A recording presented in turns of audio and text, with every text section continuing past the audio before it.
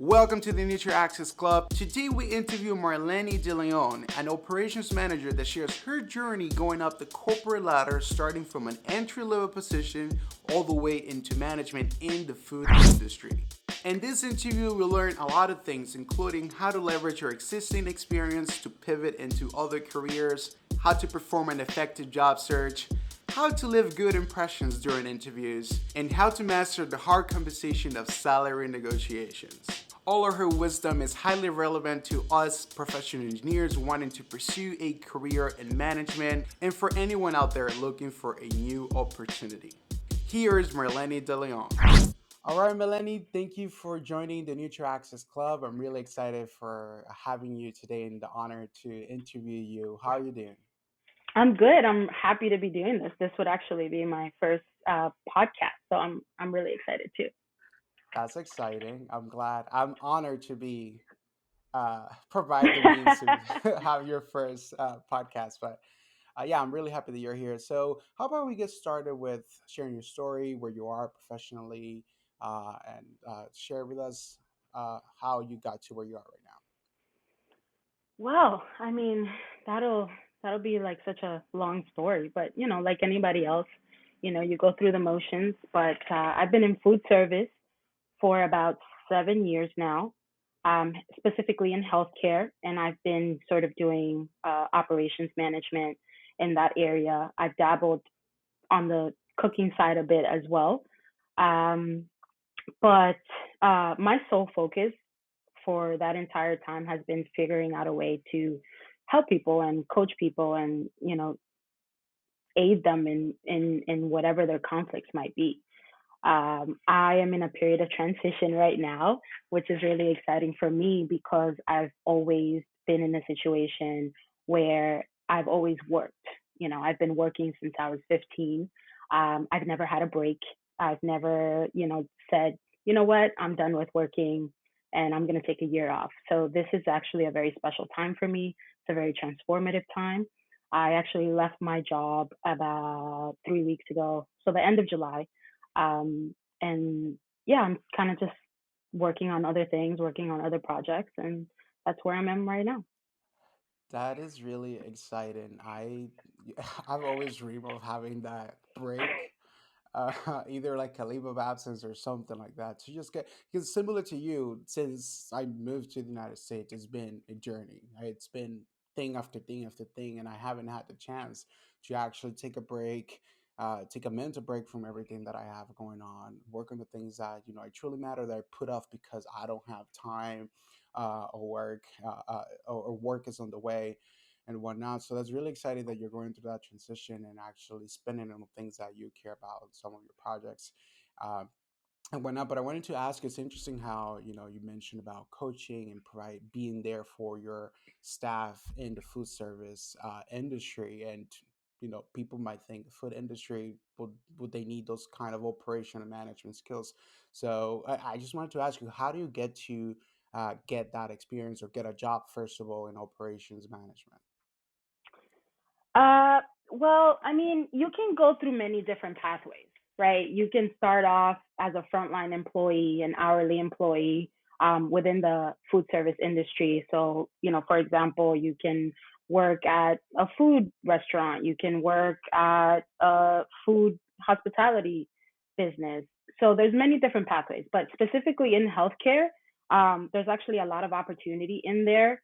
Um, so you just kind of like research what hospitals are nearby, and every single hospital is going to have some sort of food service establishment going on. So you would just research to see what is available in your area, where you would like to work, and then you just dip your foot in there as an hourly employee. Depending on where you are in your professional career, you can skip that and just dive right into management. So you can be a food service manager in different facets of food and nutrition. It's actually, the technical term is food and nutrition.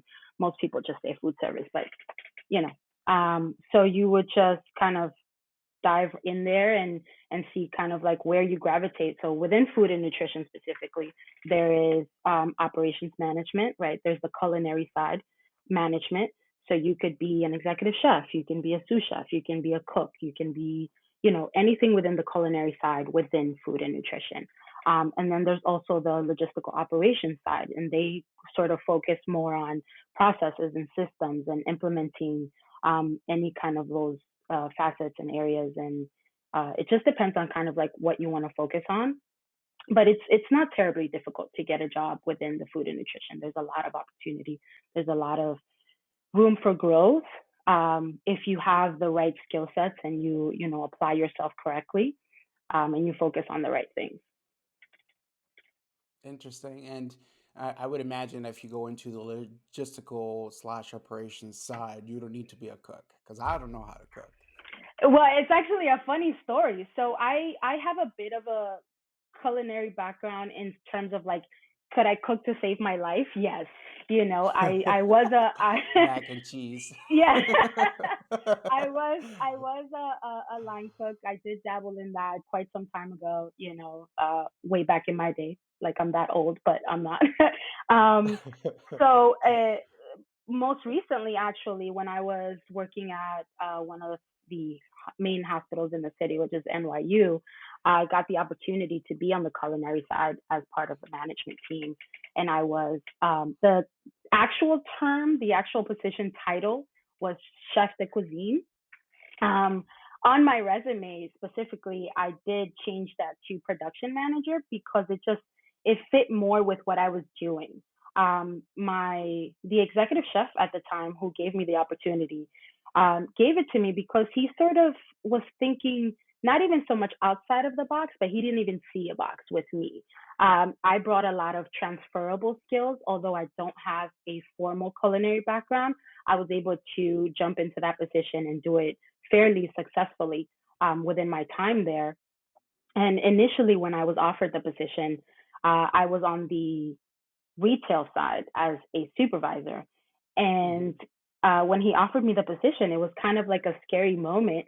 Um, and you know, because I don't have a culinary background, so I'm like, how can I be a chef? How can I teach other chefs how to cook when I've never had, you know, someone do that for me? But when you break that down into what that actually entails, what being a chef entails, within the healthcare industry, because it is very different when you talk about a chef within a restaurant and then a chef within healthcare. Within healthcare, everything is very streamlined. There is already a system in place. There is already a menu in place. You're simply just executing. Um, it might change here and there, but for the most part, you know, it's kind of like, you know, a spinning wheel. You know, you just help to make it keep going and it doesn't stop. Food service never stops.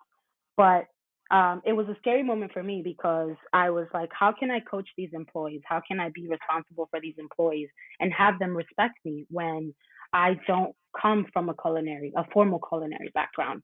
And what I basically ended up doing is I focused on the skills that I did have and I did it really well, you know, which was coaching, which was, you know, administrative operations, being organized, which is actually very key in general when you talk about food service.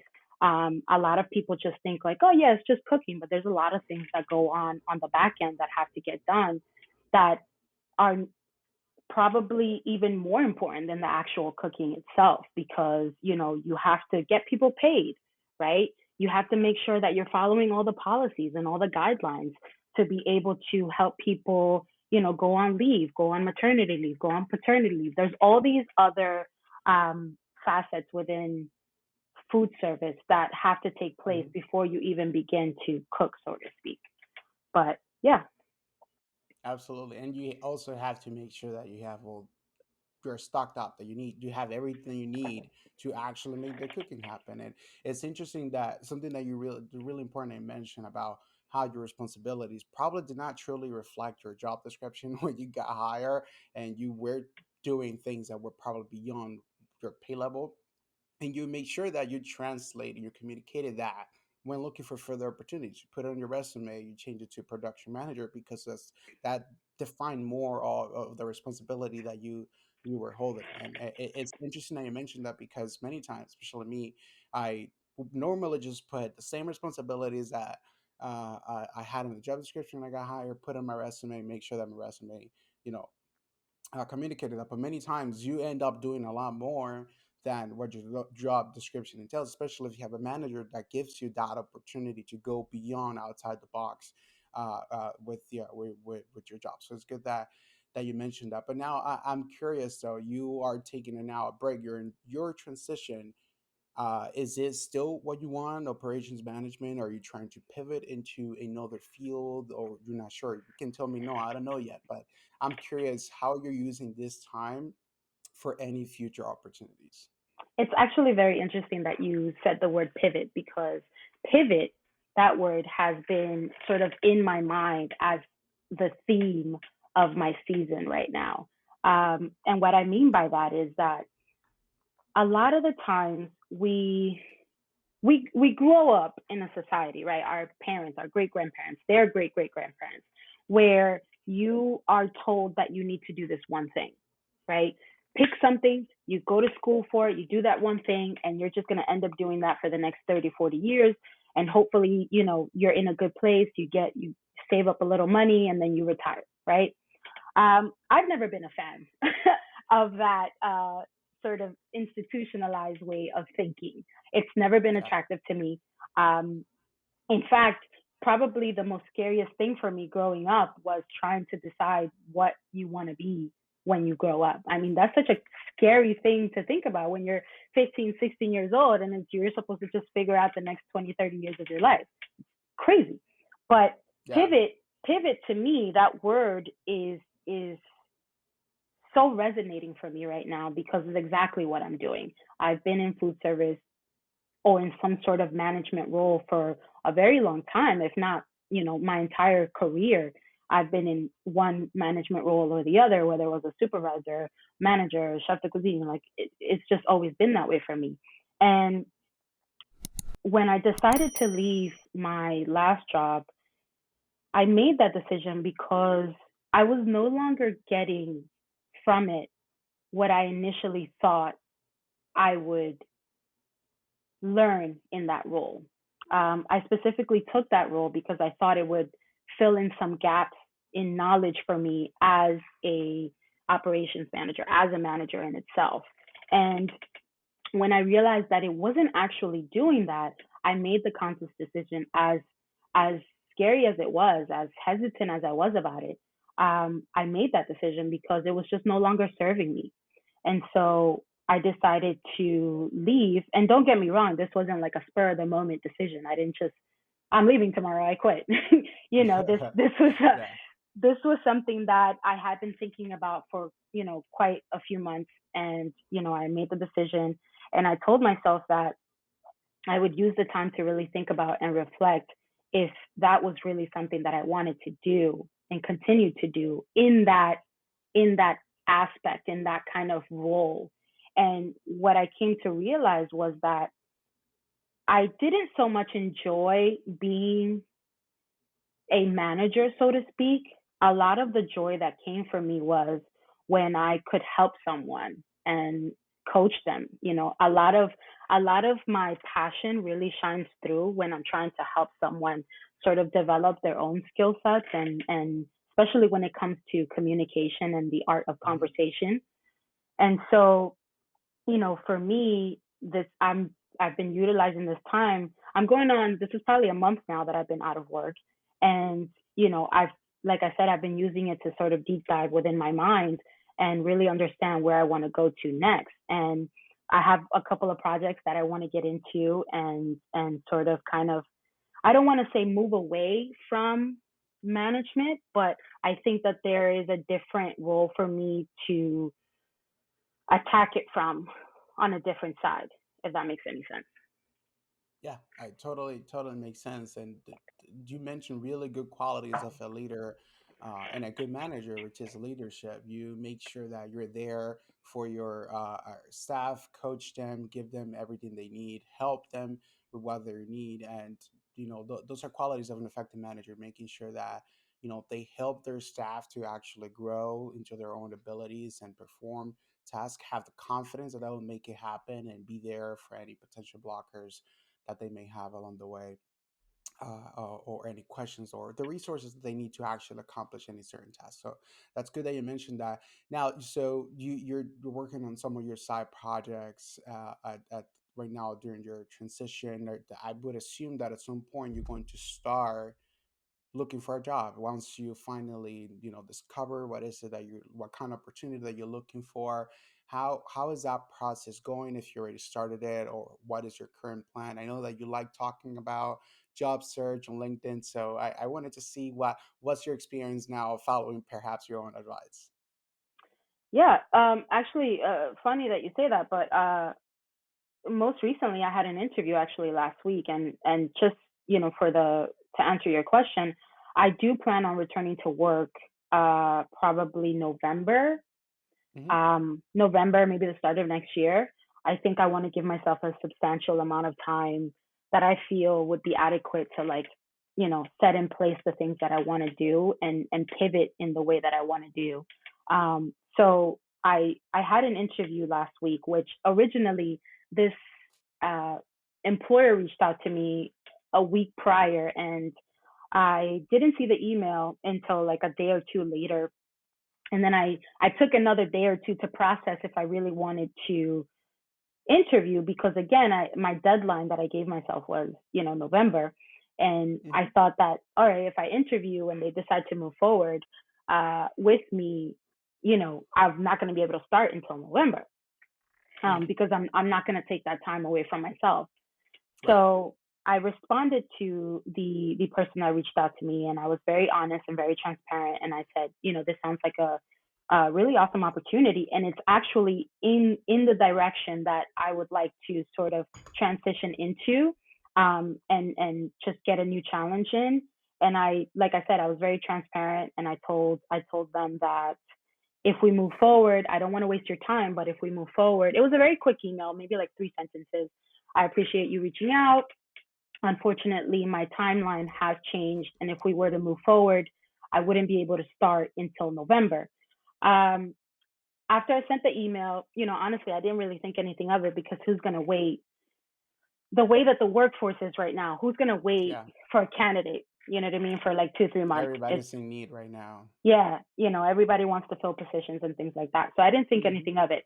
I think it was probably like a Thursday or Friday, and then I didn't. I got an email on Monday, and the person basically said, like, honestly, that's not really far away from the scope of when would when we would be looking to start someone anyway. So Mm. if you don't mind, I'd love to continue to set up an interview with you. Um, so it was, and can I tell you that interview, because of the way that I approached it, which is again part of like the season that I'm in right now, was by far the best interview I have ever had, period. Yeah. Because I was so transparent in not only what I wanted, but also the work environment that I wanted, because it has to start with you, right? If you want to work at a place, or you want to work with people that value your values, that are in tune with how you're thinking and what you want to develop within yourself, you have to initiate that kind of conversation. You have to hit on those points that would then allow that individual that's interviewing you to then reciprocate in the same way, right? So it was the best it was the best interview I've ever had, because I hit on those things, and I told myself that I would be very transparent, especially when it came to salary negotiations and just what I was looking to get out of the position. And then also, um, it's really it's kind of like a sore subject when you have an employer ask you, well, that sounds like a great company. Why did you leave? Hmm. Right? Why are you looking to leave? And again, going into the interview, I told myself I would be very transparent. I'm not going to give the generic answer that everybody wants to hear. Oh, I left for self development, and I just wasn't the right fit. Listen, we are in 2022. Okay, the times are changing. They've been changing. The shift that's happening in with candidates and also the interviewer relationship, it's it's been simmering for quite some time, and we have to be honest about and practical about why candidates leave, right? You don't Someone don't doesn't just leave a good workplace, right? If you're getting paid well and the environment is good, you don't leave, right? Because you're happy, right? You're getting what you want from that place. Some people want money, some people want development, some people want to work with happy people, some people just want to go to a job, 9 to 5, get in, get out, and go home, right? So if you're getting out of your job any of those things, you're going to be happy, right? So when I had the interview, I basically just kind of touched on those subjects, and I was very honest and genuine. And the key thing that happened was that because I initiated the conversation the way that I did, the person that was interviewing reciprocated in the same way. So there was like an instant connection, right? Then now this person is is receiving what I'm saying genuinely, and I'm not just saying what they want to hear, which is kind of like the thing that you're That always. is, Yeah, go ahead, sir. uh-huh. I truly applaud you for actually standing up for yourself and the things that you want out of your next opportunity. Starting with that email that you said, "Hey, I may be interested in this opportunity, but it's going to take some time." But it takes a lot of courage to do that. I personally, years ago, wouldn't be able to do that, especially coming out of school, where you pretty much will take anything that comes your way. And you are probably in a season of your life, in a position of your life where you, I wouldn't say have the luxury, but you are standing up for what you want, and that's how everybody should be. Like you said, people don't quit jobs if they're completely satisfied. If you're not satisfied, then it's time to leave. And it's about time to be practical about you know the workforce. Is not, you don't have to cater 100% to your employee. If you are not satisfied, that's okay to express so, and in doing so, you make sure that your next opportunity doesn't even repeat that same experience, or perhaps it's not a good match, because we always think about us not being a good match for the employer, but how about the employer not being a good match for us? And ourselves sometimes we get ourselves a responsibility to determine whether we are a good fit for them, but at the same time the employer, potential employer, has the same responsibility to say, hey, we cannot provide you these things, and that's okay, we're not going to proceed with you. We take it personal though, but as we should. But there are many reasons why we may not get a job, for instance, and we always think like, oh, I'm not qualified enough. But at the same time, the employer may be in the position where, hey, you're Maybe correct. they're not qualified enough, right? Exactly. And it's okay. It's okay for them to make that decision to not give you the job, because they know they cannot provide you those things that you want, whether it's money, whether it's a work life balance, which is truly important now after the pandemic, where people value time at home, value time outside of work. The employer, or even the manager, potential manager that is interviewing you, will be internally saying, hey, no, we want somebody that's here until 7 p.m., but you say, hey, no, I want a 9 to 5 schedule. They cannot provide you that. They're not going to waste your time or theirs. So it's good that you're setting up for yourself when it comes to that, and started with that initial email where you're expressing, hey, I'm interested in this opportunity, but I may not be able to start until November. It starts with just a simple, thought like that, because it sets you up to actually ask for more and express more of what you want. So it's really good that you're sharing that. Now, with your job searching process, are you particularly following any kind of system? Are you searching for jobs anywhere? Or are you relying more of your network, reaching out to recruiters via LinkedIn messages? What is your current approach for job searching? I am a fan of sort of sending that initial kind of, introductory email through LinkedIn to the recruiters that I see if I'm really interested for a job. I think that shows great. And the thing about that too is that we crave instant gratification. So sometimes when we do things like that and we don't get a response, we're like, oh, I'm not going to do that next time because nobody's responding to me. No, listen, all it takes is that one person, and you don't lose anything, right? That's the main thing. You sending that introductory email, or hey, hello, I just applied for this position. I'd love yada yada X, Y, and Z, right? You don't lose anything by doing that, right? But what you could possibly gain is so much more, right? So why not do it, right? Why not send that follow up email? Why not send that, you know, pre email, after you apply for a job, right? Like, or before you even apply for a job, because you have nothing to lose, right? It takes tops 5 minutes of your time, and then you're done with it. You send it off, and my the reward to risk is just so much higher, you know. So why not do it, right? But definitely a fan of that. I actually recently just did it um, for a recruiter who I came across in my job search years ago, who initially recruited me for one of the hospitals that I worked for a few years ago. And I saw that she had moved on to a big company, a big tech company, a software company. And there was a position there which was called skilling manager. I'm not 100% fan of that title. I think they could have named it something else, but basically the skilling manager would focus on um, sort of coaching teams and being that support for teams in a variety of different aspects, you know, administrative, follow-ups, resources, things like that. So that's kind of like what attracted me to that, as well as the fact that I wouldn't technically be overseeing teams directly. I would simply just be like the added support. Like, I wouldn't have anyone reporting to me, which is again one of the things that I'm looking for. Um, I kind of want to be that person that kind of just, you know, I help and I coach from, you know, I come in, I do my thing, I help everybody, and then I get out. Right?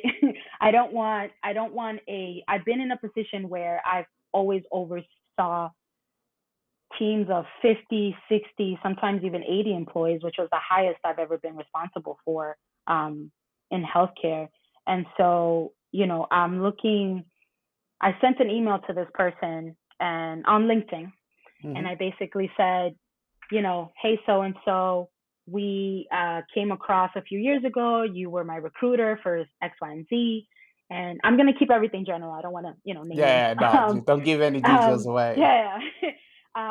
You know, I'm happy to see that you have transitioned to, you know, such and such company. I've recently applied for such and such company to this position. I would love to have the opportunity to interview. I see that you are one of the recruiters on the posting, and I thought I'd reach out and see what I could do more to be a candidate, a better candidate for this position. Like, what, you know, it was, I can't remember verbatim what I said, but it was something along those lines. And so, you know, I didn't get a response back, but that's not going to derail me, right, from continuing to look. That's not going to put a damper on my job search because I didn't hear back from her. You know, there could be so many different reasons why she didn't respond, right? Maybe she's not really on LinkedIn, right? Maybe she's on vacation. I don't know. Who knows? But my point is that you shouldn't let validation get in the way of your next step, Yeah. right? Like I said earlier, we crave instant gratification all the time, and when we don't get it, it's kind of like, you know, you're sad, and you know, you kind of get bummed out, which is natural. We're human, but don't allow it to derail you so much that you don't move forward, or that you stop trying to achieve whatever it is that you want to achieve. But yeah, Yeah, so there's a quote that I can't remember the name of the person who said it, but it's something along the lines of you miss 100% of the shots that you don't take. It kind yeah, of reflects I on feel like where, that was like, wasn't that like a sports player or something like yeah, that? it's probably a basketball player. You miss 100% of the shots that you don't take. Sounds like you're shitting basketball into the hoop. Um, but no, it's interesting that you mentioned that because a lot of us, especially in engineering, we rely on those systems where you apply with a resume or a cover letter online. They make you fill out this whole application and whatnot. And what we don't realize is that everybody else is doing the same thing. Like, how do you stand out from perhaps thousands of resumes that are being submitted through that system online? And perhaps even now with hackers and bots and everything, where there's bots actually filling out applications for people with random information that like takes away from the recruiter's energy to go through that whole set of resumes because many of them are fake, many of them may not be accurate and whatnot. And going that extra step beyond and reaching out to that recruiter, set you apart from that group of applicants that is already doing the same thing. And in a world where we crave for the best talent, the best employee that we can bring to the team, we have to find that X factor that makes us stand out from the rest of the groups. I am a big fan of that as well. I actually got my second job, not even looking for a job. I did not apply even to any job or anything. I just reach out asking a question to the vice president of the company.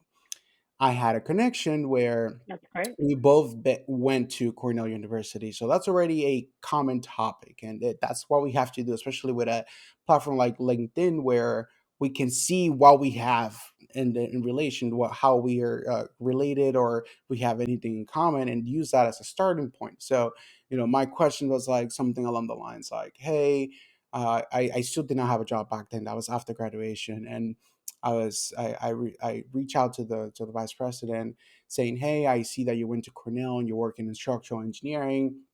I graduated this year from Cornell University, and I'm wondering if you need a master's degree to get a job as a structural engineer in New York City." That was it. I did not ask for a job. I didn't ask for any opportunity. And he said, "Hey, that's not entirely accurate. You can still get a job as a junior engineer. How about you send me your resume and I can help you, give you some guidance." He sees my resume within 10 minutes of reaching out to him. Not even kidding, 10 minutes. I already had a scheduled interview. I was not even looking for a job. I was not looking for any opportunity. I just reached out because I was already doing that old way of applying to jobs, applying to hundreds of jobs online by submitting my resume and thinking that that was enough. And I was not hearing back. And I was like, okay, what am I doing wrong? And I'm just like, hey, maybe it's I need a master's. That's why I'm not hearing back from those employers. So I just generally ask that question. And look, I got a job that way. Stay at that company for 3 years. So it's amazing that you're relying on those tools and encouraging us to actually do the same and do go the extra mile, message to those recruiters, whether you hear back from them or not, but at least you gave it a shot. And it's good that you're sharing that. Now, when it comes to your interview process, you have any tips on how to prepare for an interview? What is your current approach to interviews, or do you rely, okay, I already have the experience, I just have to articulate it? How do you prepare for an interview? Oh, okay. So as I said, I'm in a period of I'm in a different season. I'm transitioning into a different season of Mhm, my work career right now. And mhm, what I thought was important even just last year is not necessarily the same values that I value now, right? It's not sort of the same routine that I want to follow now. So having said that, if you had asked me this question last year, 2 years ago, I would have told you kind of like a lot of the generic things that you would hear, right? You want to make eye contact, right? You like if you're in a physical interview, right? You want to make eye contact. You want to make sure that you are listening to the question and not just waiting to respond, right? Because you want to make sure that you are answering the question the way that it was asked, right? Because a lot of the times we ramble, right? yeah, We might be excited, we might be passionate, we might, a story might hit us that, is sort of relevant to the conversation and we might go into that. And sometimes that's good, but you want to make sure that you stay on cue, right? So I would have said, if you're in a physical interview, definitely, make eye contact, try to make some sort of connection with whoever the interviewer is, make sure that you're hitting on a lot of the things that would make you uh, visually a great candidate for the position because they already saw your resume, right? You yeah, are already sort of through the door. So they saw something in that resume that they liked. So now that you're there physically, that is the moment to sort of seal the deal and touch on areas that they wouldn't have seen in the resume, right? A lot of the times interviewers will sit there and they'll tell you, okay, so why don't you walk me through this resume? Which I got to tell you, I personally hate that question because it's like you know what I mean? Like you've had the resume for probably days now. You saw it. and even if you didn't see it, you should have seen it, because then that's kind of like a disservice to the person that you're interviewing, right? We work hard, we submit applications, and sometimes you get managers that don't even read the resume until like you're right in front of them, which is why technically they always ask you, so walk me through this resume, right? But in my mind, I'm like, you should have already seen it. This is the part of the conversation that we kind of sort of build on that, and we speak of it in a way that contextualizes who you are and what you can be to that company, right? So just to backtrack a little bit, again, if you had asked me this question a year or two ago, I would have told you basically you're swooning the person that's interviewing. You're saying all the right things. You want to make sure that they like you. You want to somehow portray yourself in a way that is attractive to the Yeah. person that's Hmm. interviewing you, right? However, most recently during this time, I've had a lot of time to think. I want, I've been giving myself a lot of time to process who I was, and who I want to be as a professional in the future. And part of me feeling like I just had the best interview that I've ever had is because I didn't apply a lot of those things that I would have applied last year to that interview. I wasn't saying all the right things because I knew that that person wanted to hear it. Yeah. I simply was just honest about what I wanted out of that job and what I was looking forward to. And then somehow tying it into what I was lacking in my previous job, right? Because that, like I said earlier, that's a hot subject. Why did you leave? So I was intentional in the way that I was answering the questions, which then allowed me to connect with that person and allowed them to see the transparency that I was offering, right? And so for me, getting ready for an interview last year, it was rehearsing the same questions that you find on Google, right? You're like, what are the top 20 questions that you get asked? And then sort of rehearsing my responses, right? I would ask myself Yeah. a question, and then I would literally formulate an entire conversation surrounding those questions, right? Because, no, and I'll tell you why, which kind of touches on the art of conversation and how to communicate properly and how to communicate intentively, to where someone is going to understand what you're saying, right? And connect to what you're saying. I do that because, and this is one of my, I would say, uh, suggestions, right? This is something that I practice, that I do, or that I did, is I create the conversation.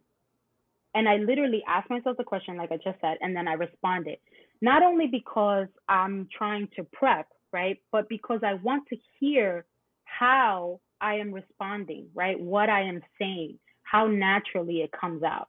Which last year would have been like, okay, I want to hit on all these key things. I want to sound confident. I want to sound like I know what I'm talking about. The usual generic things, right? And that would be the way that I would prep. Uh, and I don't want to say that I'm going to stop doing that, because I think it's valuable. I think that the more comfortable you are touching on uncomfortable conversations, the only way that you're going to do that, if you're not interviewing constantly and constantly in sort of like that, those kind of situations that make you uncomfortable, is you prep on your own, which is you ask yourself these questions and then you answer it.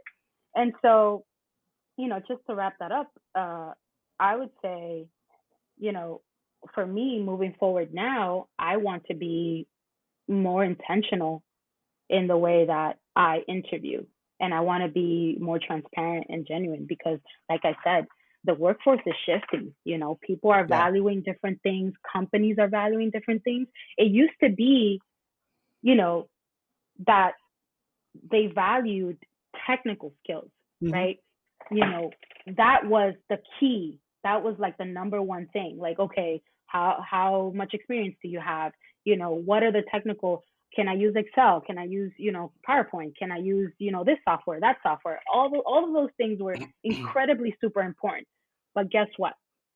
Now the shift that's happening is instead of that being the sole thing that companies are looking at, they're looking at social ability, social skills, right? Communication, the art of conversation is, can you connect with people, right? That is, it went from technical skills and sort of social skills down here, right? To now social skills is up here and sort of technical skills is kind of like, yes, it's important, it's relevant, but I don't think that the way that things are happening right now, that is entirely 100% necessary for you to have, you know, 20 years of experience doing yada yada X, Y, and Z, right? It's, are you likable?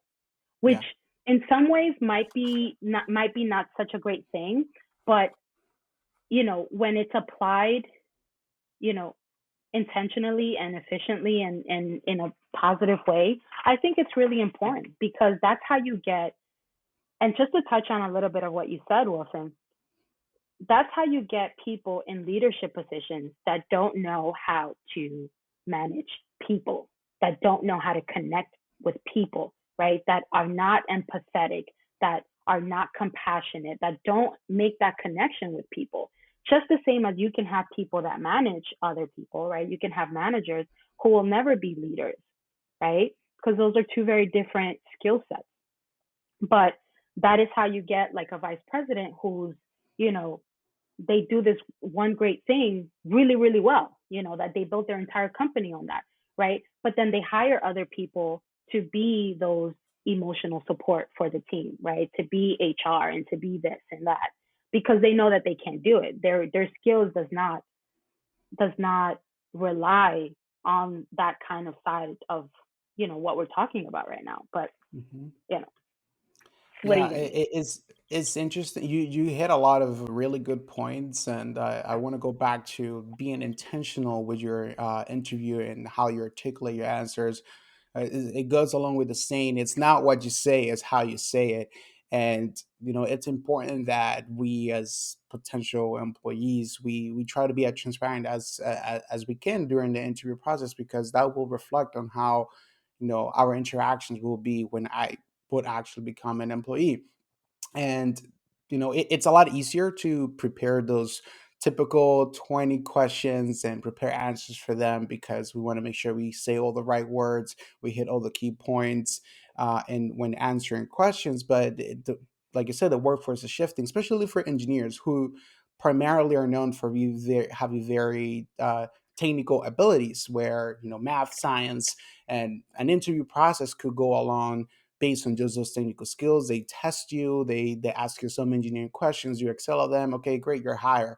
But then when you're working at industry like consulting, where you rely on client relationships, you need to talk to clients and everything. Where are those skills that will help you connect with that client, make sure that they keep coming back for more, for to hire us for more work, or that they have a good experience as a client so that they can refer us? This is where your leadership, your communication, your emotional intelligence comes into play. And you mentioned a lot of really good points when it comes to that, because we rely on the technical abilities, and it's a fact, you can learn your technical abilities, but you cannot teach somebody easily how to be emotional intelligence, how to be how to have empathy towards people, how to self-regulate their emotions when they get triggered by a very uncomfortable Self-regulate. I love question. that. And how do you stay motivated despite everything that's happening, continue with the business as it's required for your position? That those are all skills that you need to have in order to make an impact on your client, on your coworkers, on anyone around you. And it's really good that you mentioned that, and kind of reflect that during your interview process. So I really appreciate that you bringing that up. And now I want to ask you, how do you handle, obviously, a job includes a interview, and then potentially a salary discussion, like how much you want to get paid? How do you handle that question? Sometimes that question comes at the end, where both of you, both parties, the employee and employer, have already determined that you're both a good fit for each other. How do you handle that question, whether it's at the end or upfront? Because many recruiters don't want to waste your time, where they say, hey, we have a certain budget for this position, or they may not say it at all, but they want to ask you, hey, what is a good number for you? How do you handle that question being asked at the beginning or during the interview process compared to at the end? I'm curious, what is your perspective on being asked that question in the middle of the interview without you already determining whether you're a good fit for the company or the company is a good fit for you? So there's a few things that come along with Hmm. that, right? And it's, you know, some of them being the following, right? So if you're asked this again, if you asked me this question last year, I would have been. It's a situation where you're trying to get one over on each other, right? When you sit down for an interview, right? It goes well. You seem like a good fit. They like you like them.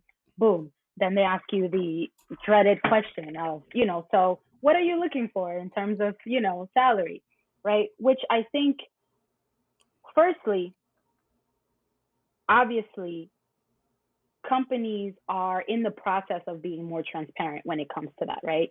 Yeah. Initially, I believe that companies should post their salary, in the job posting. Because why get to think about it, right? There's people out there. I mean, that's never happened to me. I think the most interviews that I've had to like go on was maybe two. And it was like the initial interview and then a panel interview with like the director. Hmm. But there's people out there who are going on multiple interviews, right? Talk to this person, talk to that person, and then there's a WebEx call, and then there's a follow up, and all this other stuff. And then they bring him in, right? Ask them everything that they're asking them. The candidate is great, has sufficient experience, can do the job, right? Only to then lowball them and say, oh, well, we can only offer you this much. You just completely wasted not only the candidate's time, but your time as well, right? So initially, I do believe that companies should be more transparent in their, what their budget is and their salaries within the posting itself, right? And I think, whether it's a range or whether there's a cap, post that in there, right? Because you're going to alleviate not only the amount of candidates that are applying, because think about that, right? If you're applying to a job and you have the sufficient credentials to be able to get a position like that, right?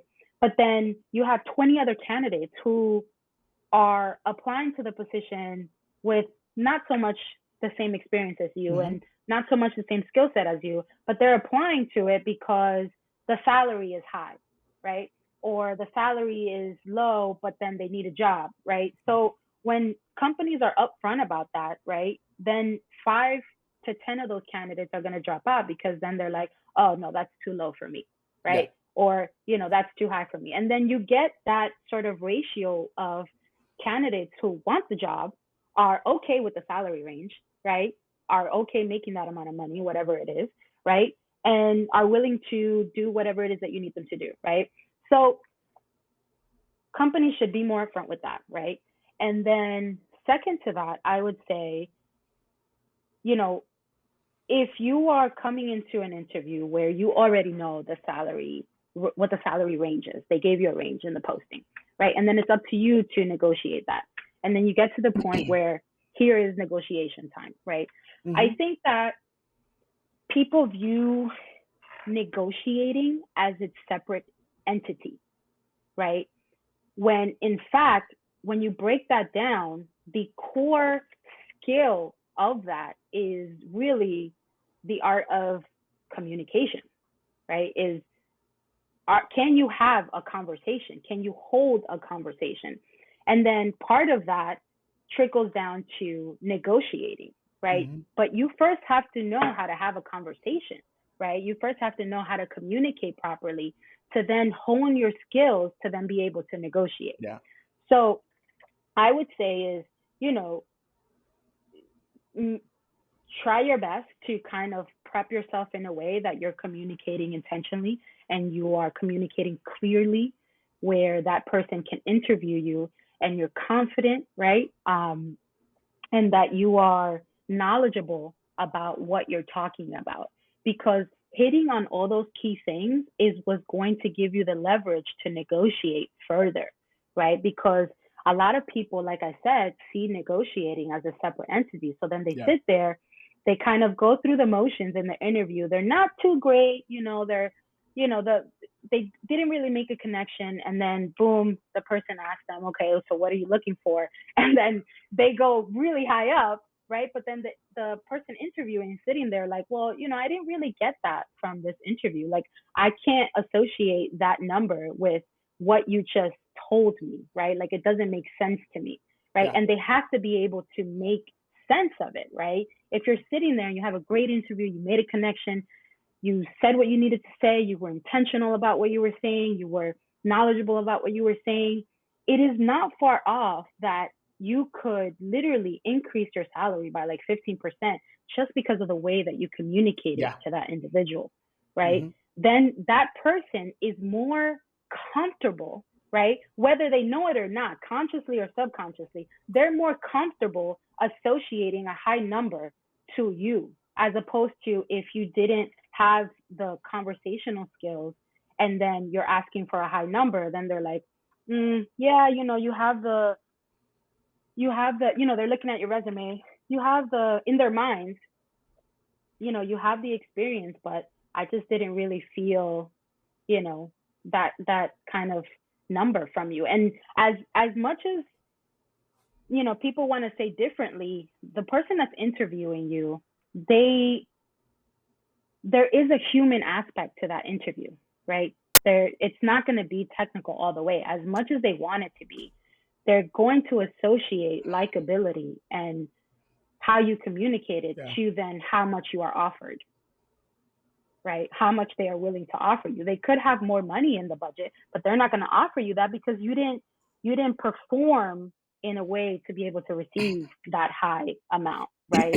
So, I don't. What are your thoughts on it?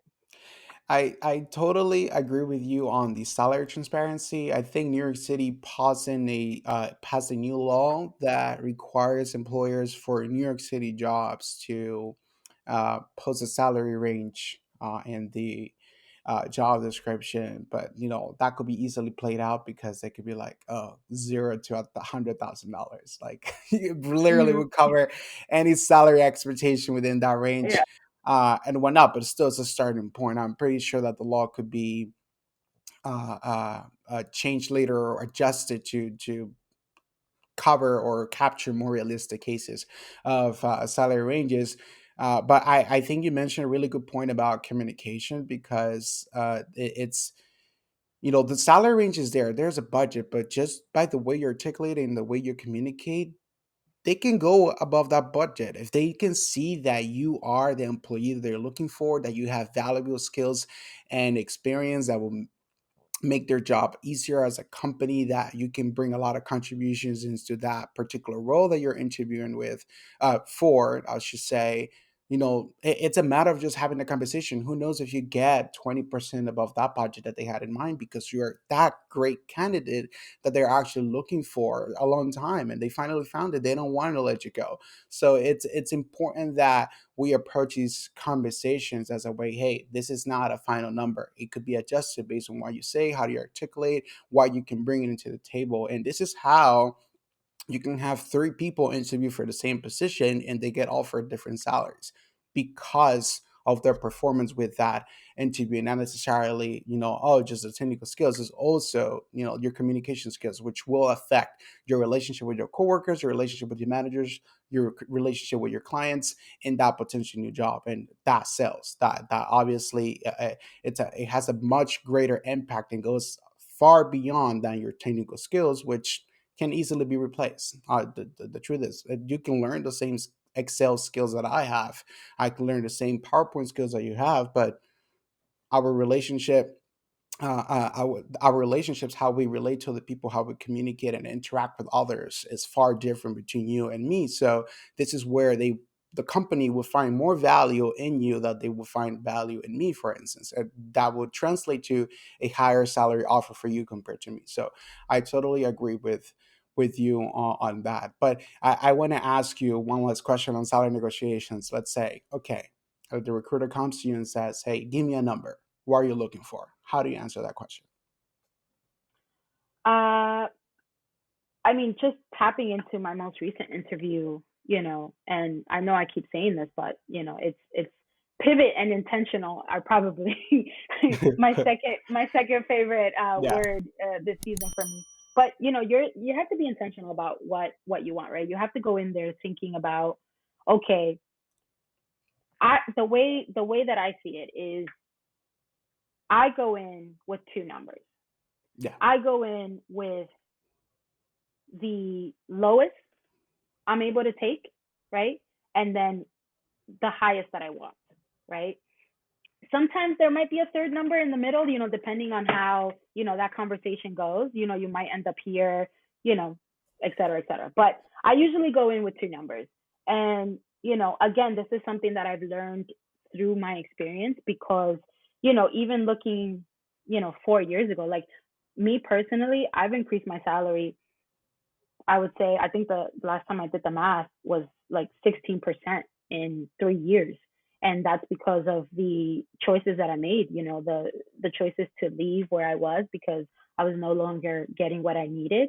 Hmm. And because of the nature of the workforce right now, like Yeah. you have to leave, you Hmm. have to leave. It's no longer, yeah, let me stay at this company for 20 years, in the hopes that they're going to treat me right. It doesn't work like that Yeah. anymore. But to backtrack on the question there, I go in with two numbers, and you have to be honest about those two numbers, right? And that creates a comfort within your mind that when you're asked, okay, what number, you already know, right? So you Yeah. start off with the high number, and then you work your way down, and then if they come to you with a low number, lower than what in your mind you set for yourself going into the interview, you already know that it's not for you, right? Because if you were intentional about that conversation, and you in your home or wherever you did the math, this is going to cover this expenses, this is how much I'm going to have left over, I can't make any less than this, right? If that's how you're approaching it, or you could be approaching it in the way where you go in there with a really high number based on your research for that position, right? You're looking at Glassdoor, you're looking at Google, you're looking to see other, hopefully you have other resources to reach out to that are in a similar, career path to you, and you can ask them the question, okay, well, how much did you start off making? Like, is this too high? Maybe you have that kind of relationship with someone, which is super useful. But Hmm. whether you're, Googling, or you're using Glassdoor or any kind of other relevant software or web page that does the same thing, you're doing that research and then correlating with the number that you want, right? And then the number that you can't go lower than, right? So sometimes you approach that question and you're like, okay, well, based on my research for this position and what the market rate is going for this position, if you could meet me in a range of X, Y, and Z, they might say back, okay, well, our budget for this position is, our cap for this position is such, so we can't go higher than that, but we'd love to offer you the maximum, which is X, Y, and Z, blah, blah, blah. Right. And then you play around with that. But what Yeah. I will say when it comes to negotiation is that, again, it's a very uncomfortable conversation, right? For both parties. Um, and you have to get used to having that conversation. Yeah. Don't shy away from it. Get in there. The first time you go, it might not go very well. Yeah. You might get the short end of the stick, right? But it's useful in the fact that it'll help you the next time. And then the Yeah. next time will help you for the next time. And the next time will help you for the time after that. And that's just how that works. Same thing with knowing how to interview properly, right? Hmm. The more interviews you go on, right, the easier it is. Oh, it's my dog. Sorry about that. The easier it is to get into the groove of answering those questions. The seamless way that you are answering those questions. Oh, hold on one second. The seamless way that you're answering those questions are going to come naturally to you the Yeah. more you answer those questions, right? So the more that you try to have that salary negotiation conversation, the better you'll be at it, right? Because the more confident you'll respond. It just kind of has to hit, you naturally Yeah. just flow into the conversation, as opposed to they ask you, okay, well, what are you looking for? And you're like, well, you hadn't really given it much thought, so you don't know how to respond, and then you end up saying a very weird number that probably is not within the realm of that position. Yeah. You didn't do any research. So it comes across as, um, you know, untrained, right? Unexperienced, right? So then Unprepared. unprepared. So then that puts you in a situation where, usually one of two things is going to happen, right? Either you're not going to get the position, or you'll get the position and you'll get a shitty salary. Oh, sorry about that. You'll get a crappy salary because you didn't speak up for yourself. You didn't manage yourself in a way that Yeah. that person felt comfortable offering you really what they should have offered you in the first place. Yeah. Which again, just to wrap up this question, um, it's also important to remember that the way that things are shifting now, it's the responsibility of the person that's interviewing you to be fair, right? I think for a long time, that relationship between the candidate and the interviewer has been, okay, I'm going to get one over on you because I want to hire you at the lowest, amount that I can get you for, so that you can then in turn go above and beyond for my company, but then we're only paying you this much, right? Or then I'll get a bonus at the end of the year because I didn't hire you at whatever the cap budget was, right? So I think, part of for me, part of my transition into being more transparent in your interview is also giving the opportunity to the interviewer to be transparent and fair as well, right? Yeah. Because, you know, I didn't want to lead that conversation, which I was asked as well what I was looking for in terms of salary, but I Hmm. didn't want to lead that conversation the way that I had led those conversations before, Yeah. which was like a duel, like, I want to get over one on you and you want to get over one on me, but I didn't want it to be that kind of conversation. And so Yeah. I took the reins on that conversation and I geared it in a way that, based on my research so far, I would love to be in the realm of X, Y, and Z. However, I would defer to your expertise on what you feel would be fair for someone with my experience and my skill sets and what I could potentially provide to the company. Right. Putting on them. And correct. Right. And then again, you know, one of a few things is going to happen, right? That company, that person that's interviewing might shy away from that conversation, right? Because they don't know how to respond to someone being that genuine and that transparent. And so, you might not get the job, but guess what? That company was most likely not for you, right? And that's kind of like why I want to be intentional about the way that I interview, is because the next job that I go into, I wanted to not be so much about the financial aspect of it, but I want it to be a great place to work at, because for a long time I I geared myself in a way that the salary was the most important thing, right? But I think the way, like I said, the way things are changing and shifting, there are other skills that are being valued more.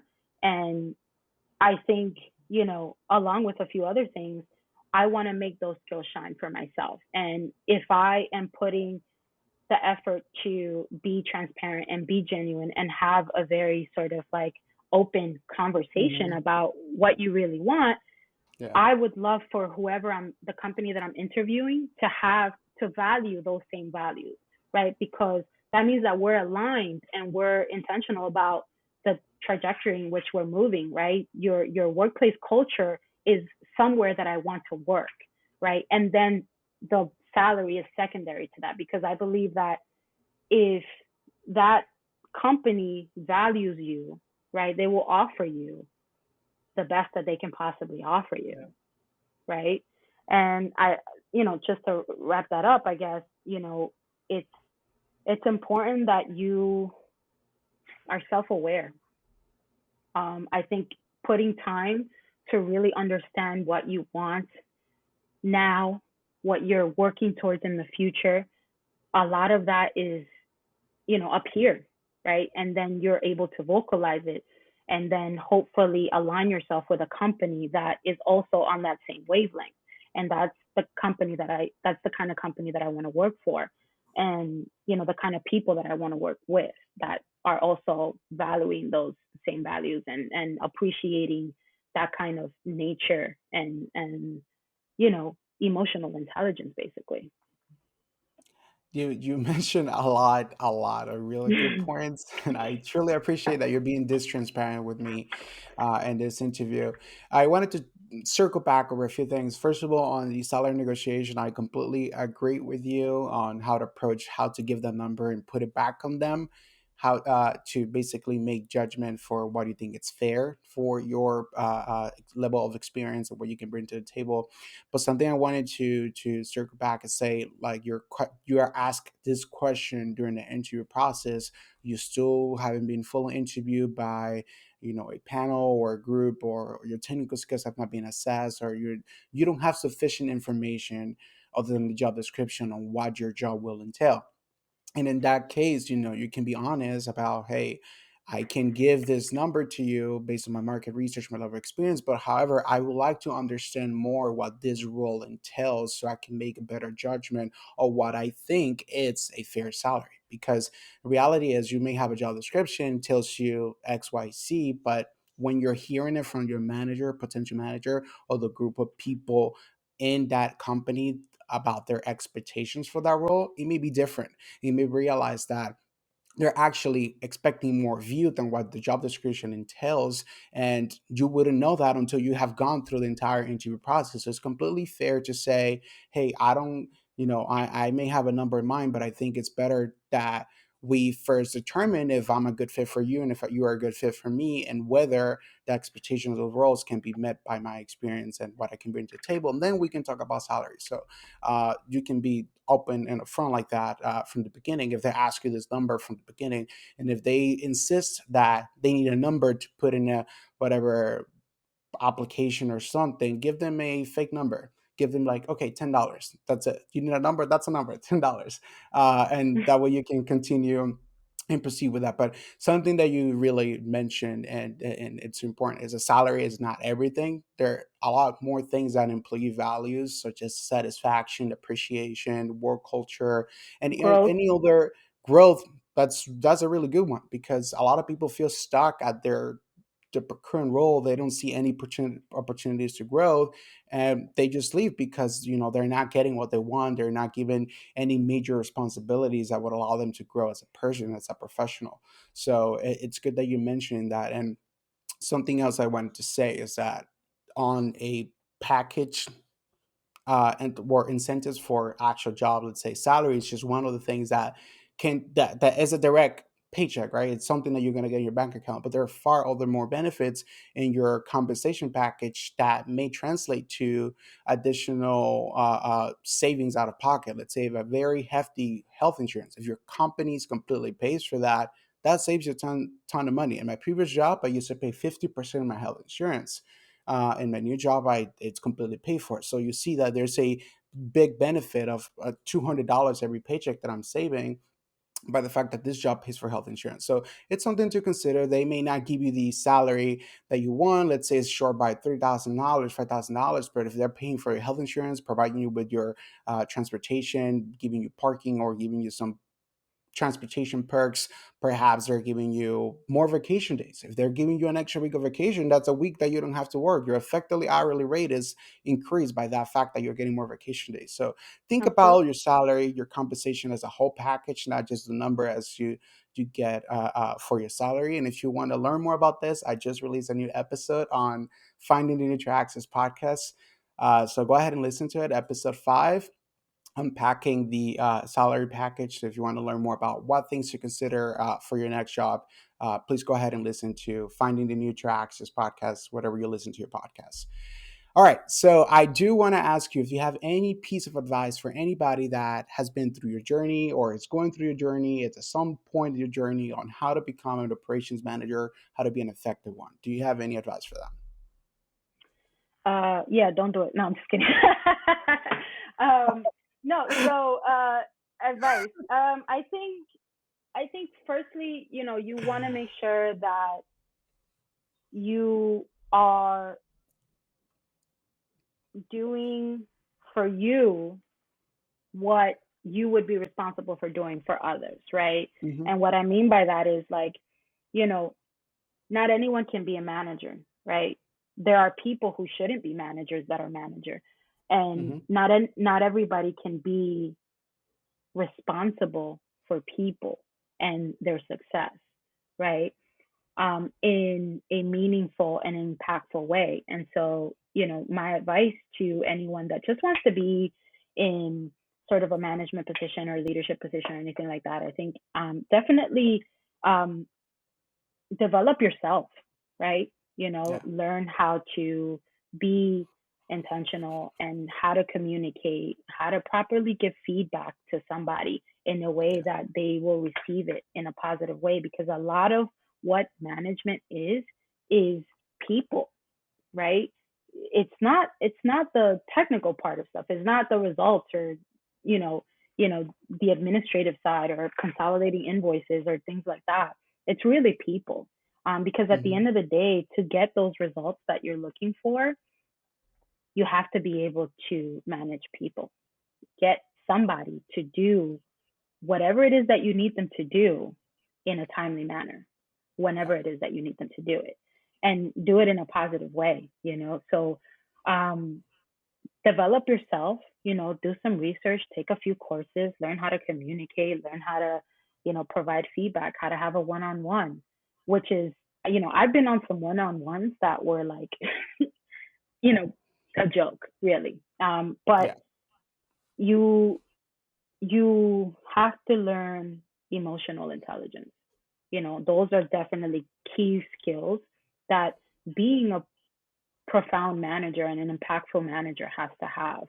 And people come first, really. People come first. Take care of your people and they will take care of you. So my advice is, self develop. That's the best thing that you're going to be able to do. Whether it's reading self help books, reading management books, reading leadership books, um, you know, uh, things of that nature. Watch YouTube courses, things like that. Even on TikTok, you can Yeah. find so many useful resources and information. So I think put yourself in a position where you are self-aware and self-developing, and then apply that in real time to whatever management position you're doing. And I think that when you go into it having a mind frame of there's always something to learn, you're not going to fail. A lot of the managers that I have worked with that were not so great has been because they've had a mentality of like, I know everything there is to know. I couldn't possibly learn anything else from anybody.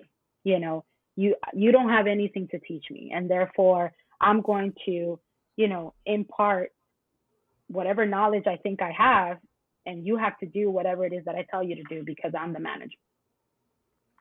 It's never been a successful approach ever. Yeah. Not in the history of mankind has that been successful at all. There's, you know, that's a whole different conversation. Maybe invite me on the next podcast and then we can talk about that. No, we can But definitely go a lot more on that. I totally agree. You have a lot to say. But go ahead.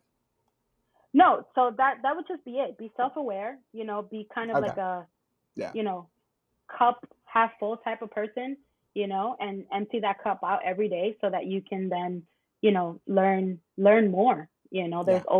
There's always something to learn, and there's always a better way of doing something. One of the things that I'll say this lastly, but one of my least favorite sayings of all time is, if it's not broken, don't fix it. I think that is such a terrible, terrible thing.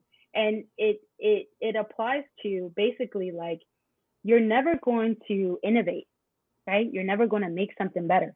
I mean, think about if Elon Musk stopped making electric cars after his first car, which was, if you look it up, it didn't go very well. And imagine if he had said, okay, well, it works fine enough. It'll be okay, right? And he didn't continue to innovate and continue to seek ways on making things better. Or the rocket that he sent up into space, which cost a fraction less than what NASA like cost to send a rocket up into space. But, I think be open, be self-aware, self-develop, and apply it in real time as you learn it. And I think you'll be fine. Yeah, it's great that you mentioned those things. It's all about having a growth mindset and about that applying it in real time. It doesn't have to be that you have a management position right now to apply in real time. Anything around you, there is always a management opportunity. There's always an opportunity to lead others. There's always an opportunity to effectively communicate with others. So make sure that whatever you resources you reach into and you want to just see a lesson, try to break it down into the simple steps and try to apply that in your current environment. I'm not a manager myself, but there's always a lot of opportunities to be a leader, a lot of opportunities to take charge of a project and actually practice effective communication, practice delegation, practice, all these management skills that once you actually get the responsibility to be a manager, you'll be ready because you already been through the most simple uh, uh, journey to apply that knowledge you're acquiring as a potential manager and then actually apply it once you are a manager yourself. So you mentioned some of the resources to reach out to resources, TikTok video. Do you have any books or podcast recommendations that you listen to that will either serve somebody that is looking for an opportunity in operations management or in general? Um, yeah, I mean, I'm reading a couple things. I picked up a couple of things from the bookstore, which I'm really excited to get into. Um, Author's name is Cynic, but it's basically, it starts with why and, intentional reading like that.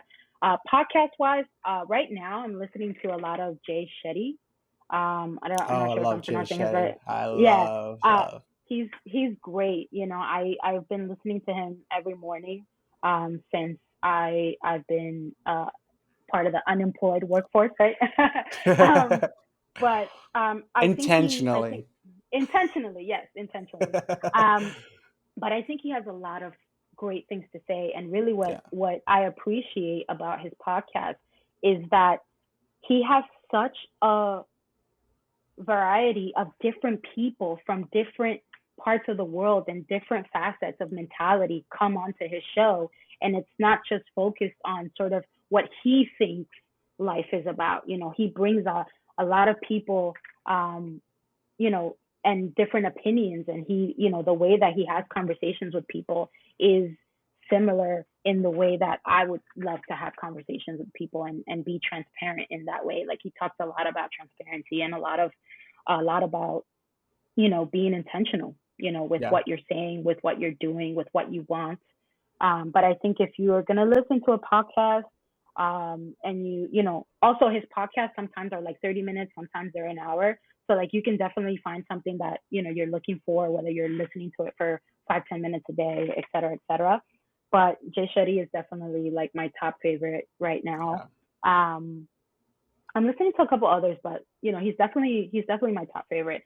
But Yeah. I think like where I get my recommendations from, honestly, is I basically, whether you're on TikTok, whether you're on, LinkedIn, whether you're on Instagram, what you want, right, you have to follow, right? So Yeah. if you're looking to gain knowledge on particular subjects, you have to follow the top people that are talking about those subjects, that are doing that particular thing that you want to be good at, that you want to be better at. And so, where I get a lot of the things that I read or that I listen to is I watch what those people are reading, what those people are watching, what those people are listening to, that are aligned with my mentality and my values. And then I go and I read what they recommend. I go and I watch what they recommend. I listen to whatever they recommend. And so, I think, do more of that. Use your resources, and use, whether it's Instagram, TikTok, or whatever other social media, and be intentional with how you're utilizing those social platforms, right? Because a lot of the times we it's natural, human beings, whatever. Yeah. We are superficial in what we're watching. We're superficial in the people that we're following. But I think, again, going back to theme, be intentional about Intentional. who be intentional about who you're following, what you're Yeah. listening to, what you're putting into your mind, and what you're spending time on. And I think that the more you do those kind of things, the more self-aware you become, and naturally that's just going to be the best version of you that's going to come to fruition. So Yeah, and they say, yeah, you are the average of the five people you hang out with, but we always think of that context on a physical concept of like who I physically I'm present with, who I go on happy hours with, and everything. But it's also who are you listen to, who you read to. Who do you interact with? Those five people that you interact with define who you are. So like Marlene says, make sure that you are intentional with who you listen to, who you read, and make sure that their values reflect yours and I'm going to would put that on a t-shirt now. be Be intentional. Yeah, intentional. get anyone as well. But yes, that's totally well said. Any final thoughts? Any comments that you may have before we wrap up? No, I think, we kind of touched on a lot, and there's so much Yeah, to be said about what we talked about too, that it's almost like never ending. But right. I think yeah, you could literally talk about those things forever. But I would say just to, again, you know, take time to be self-aware and be mindful and intentional, and apply those things to your future and your present time. And I think when you start doing more of those things, you'll be pleasantly surprised on what the universe throws at you, and reciprocates back to you, what you're putting back into the world. But I think, yeah, just be intentional. I'm doing my best to be more of that, in this next season of my life. Fall is like my favorite season, so I think it's adequate that it's happening now for me. Yeah. Um, but yeah, just be intentional. Be self-aware, be happy, do Awesome. you, Yeah. figure out what it is that makes you happy, and don't be fearless. Be brave, because fear is good. Yeah. But be Fear, brave. fear, Be fear. brave. Be brave. That's good. Those are really great words. Marlene, thank you so much for your time, for all your wisdom today. I feel like I learned a lot. I'm definitely going to be more intentional with everything I do. I will never forget those words. I truly appreciate your time. Thank you for joining the Nutri Access Club. Thank you, Wilson. Thank you for having me. I look forward to my next visit. Hopefully, it's sooner Yes, rather for than later, sure. because this was really fun. Thank you so Yeah, much. I truly enjoyed. Thank you.